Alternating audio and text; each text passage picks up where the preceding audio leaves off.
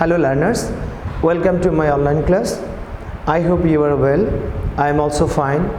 Today I will share my view and my classes with you. I hope you will attend in my class. So like along, I will discuss the fixed topic right form of verb class 9 or 10.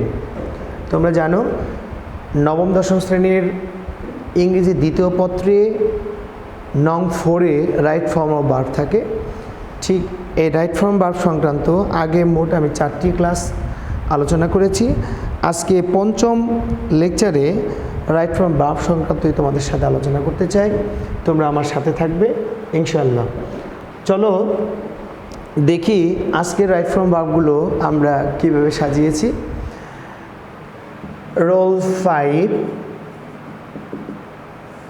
মনে রাখবে একটা শূন্যস্থান থাকে, এরকম একটা শূন্যস্থান। ঠিক শূন্যস্থানের আগে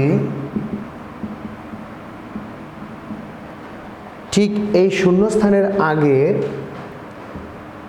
যদি টু ব্যতীত কোনো প্রিপোজিশন থাকে, প্রিপোজিশন আমি একটু ব্র্যাকেটে লিখে দিচ্ছি। প্রিপোজিশনটা কি একটু দেখে নাও। যেমন ধরো in, at, of, by, with, হ্যাঁ, আফটার, বিফোর, অ্যাটসেট্রা। এইরূপ প্রিপোজিশন থাকে তবে ওই শূন্যস্থানে ভার্ব প্রেজেন্ট ফর্মের শেষে V1 প্লাস আইএনজি হবে। আমি আবার একটু বলে দিচ্ছি। যদি দেখো শূন্যস্থানের আগে টু ব্যতীত কোনো প্রিপোজিশন আছে, কারণ টু হলো ইনফিনিটিভ, টু এর পরে এই স্ট্রাকচারটা হবে না।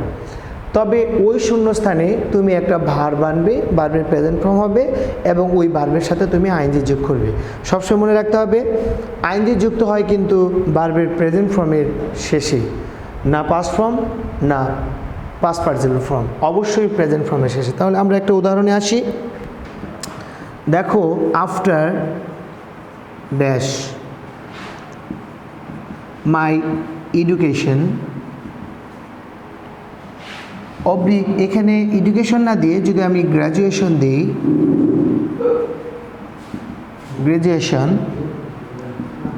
I will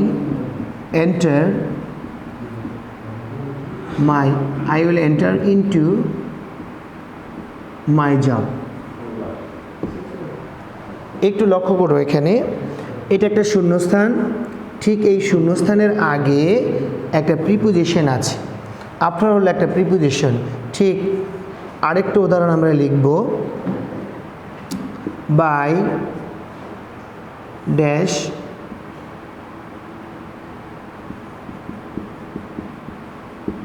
exercise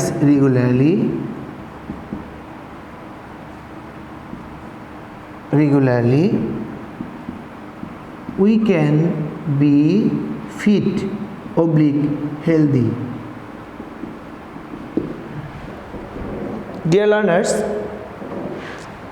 look at the board and two examples I write here.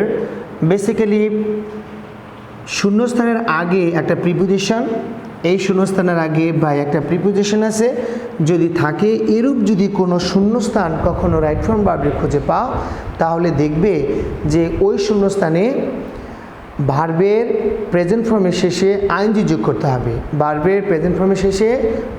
করতে হবে, ধরো এখানে কি ধরনের ভার্ব, অবশ্যই তোমাদের সিলেবাসে বক্সের ভিতরে 10টি ভার্ব দেওয়া আছে অথবা 8টি ভার্ব দেওয়া আছে, সেখান থেকে সেন্টেন্সের অর্থর সাথে মিলিয়ে, সেন্টেন্সের বাংলার সাথে মিলিয়ে একটা ভার্ব আনবে, এনে এখানে বসে। আফটার ড্যাশ মাই গ্রাজুয়েশন, তার মানে আফটার কমপ্লিট। ধরো বক্সে কমপ্লিট আছে, তোমাকে কি করতে হবে, আইএনজি যোগ করতে হবে, কমপ্লিটিং মানে সম্পূর্ণ করা। আমার গ্র্যাজুয়েশন সম্পূর্ণ করার পরে আমি চাকরিতে ঢুকে যাব।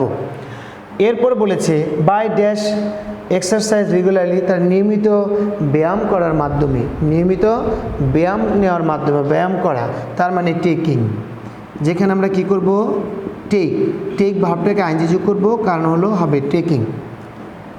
কারণ কি? কারণ দেখা গেছে যে প্রিপোজিশনের পরে বেসিক্যালি টু ব্যতীত যে কোনো প্রিপোজিশনের পরে ভার্বের সাথে আইনজি যোগ করতে হয়, ভার্বের সাথে আইনজি যোগ করতে হয়। যেমন ধরো আরেকটা উদাহরণ দিই আমরা, we can maintain our social life by dash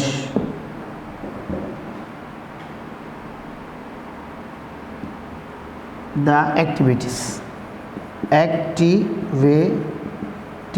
একটু লক্ষ্য করো, এখানে কিন্তু ঠিক তাই, তোমরা দেখতে পাচ্ছ 3 নাম্বার এক্সাম্পলে কিন্তু আমরা এটি দেখতে পাচ্ছি যে শূন্যস্থানের আগে এখানে আবার সেই বাই একটা প্রিপোজিশন রয়েছে। তাহলে যদি এরূপ থাকে প্রিপোজিশনের পরে যে ভার্ব থাকে অবশ্যই সেই ভার্বের সাথে কী যোগ করবো? আমরা আইনজি যোগ করবো। অবভিয়াসলি আমরা বক্সে থেকে একটা ভার্ব নিয়ে আসবো সেন্টেন্সের অসন্ধ্যসারে এবং সেখানে ভার্বের সাথে আইনজি দিব। এখানে দেখো যেটা বলা হয়েছে we can maintain our social life, আমরা আমাদের সামাজিক জীবনটাকে বজায় রাখতে পারি বাই ডুইং। কেন ডুইং দিলাম? মূলত তোমার বক্সের ভিতরে থাকবে ডু, সেই ডুটাকে কি করতে হবে? বেস ফ্রম যেহেতু ডু এর সাথে প্রিপোজিশন থাকার কারণে বার প্লাস আইনজি যোগ করতে হবে। আশা করি বুঝতে পারছো যে শূন্যস্থানের আগে টু ব্যতীত কোনো প্রিপোজিশন থাকলে সেই শূন্যস্থানে ভার্বের সাথে আইনজি যোগ হবে। ভার্বের সাথে আইনজি বলতে বোঝায় ভার্বের প্রেজেন্ট ফর্মের শেষে আইনজি যোগ করতে হবে। কেমন? আমরা যদি আরেকটা উদাহরণ দেই,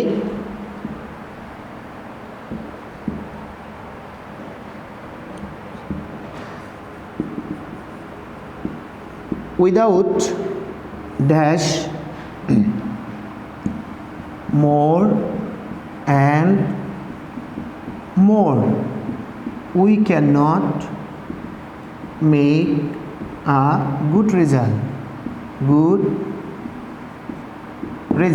একটু লক্ষ্য করো সেন্টেন্সের মিনিংটা কি বোঝা যাচ্ছে, কি ধরনের ভার্ব বক্স থেকে আনলে আমি এখানে রাইট ফ্রম ভার্বে রূপান্তর করতে পারবো। যেহেতু উইদাউট হলো একটা প্রিপোজিশন, এই প্রিপোজিশনের পরে এখানে একটা শূন্যস্থান আছে, একটা ভার্ব বসবে, ভার্ব প্রেজেন্ট ফর্ম, তাহলে উইদাউট রিডিং, উইদাউট স্টাডিং, কেমন? উইদাউট গোয়িং থ্রু,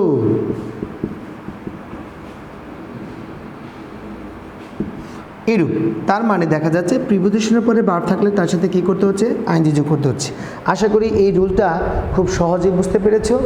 কারণ হলো তবে এই রুলটা পারার আগে, কমপ্লিট করার আগে তোমাকে প্রিপোজিশন সম্পর্কে ধারণা থাকতে হবে।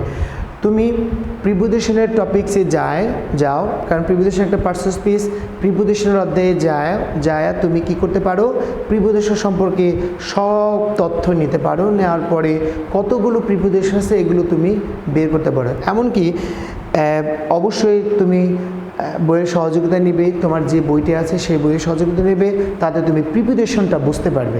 আমরা কিন্তু এখানে যে 4 থেকে 5টা উদাহরণ আমি বোর্ডে তুলেছি, এই উদাহরণ দিয়ে কিন্তু একটা জিনিস স্পষ্ট হয়ে গেছে যে টু ব্যতীত যদি কোনো প্রিপোজিশন শূন্যস্থানের আগে থাকে তবে কিন্তু ওই শূন্যস্থানে এমন একটা ভার্ব আনবে সেন্টেন্সের অর্থর সাথে মিলিয়ে, সেন্টেন্সের অবশ্যই অর্থ মেলাতে হবে এবং ওই ভার্বের প্রেজেন্ট ফর্মের শেষে আইনজি যুক্ত করবে, তবে কিন্তু এই রুলসটা কমপ্লিট হবে তোমাদের।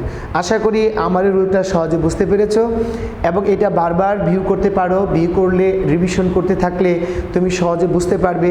কারণ তোমাদের দেখো কত সহজ একটা টিচারের ক্লাস তুমি বারবার দেখতে পাচ্ছো, এটা কিন্তু ক্লাসে কিন্তু এটা সম্ভব না। একটা টিচারকে বারবার তুমি বিরক্ত করতে পারবে না, বারবার কিন্তু জিজ্ঞেস করা যায় না, একটা মানে অন্যরকম একটা ইয়ে লাগে। তবে এই ক্ষেত্রে অনলাইন ক্লাসে কিন্তু তুমি সহজেই এইটা বারবার তুমি রিভিউ করছো, বারবার রিভিউ করছো, একটু না বুঝলে একটু থেমে থেমে দেখতে পাচ্ছো, এটা কিন্তু তোমার জন্য খুব একটা পজিটিভ দিক এবং শিখার একটা মানে অন্যতম একটা কৌশল। সো আশা করি এই রুলসটার ক্ষেত্রে তোমাদের আর দ্বিমত নেই, সহজে বুঝতে পারছো। এভাবে পরবর্তী ক্লাসে আবার তোমরা রাইট ফ্রম ভার্বের সাথে থাকো। আশা করি পরবর্তী ক্লাসগুলো উপভোগ করবে, এই আশা ব্যক্ত রেখে এই ক্লাসটি শেষ করছি। আল্লাহ হাফিজ।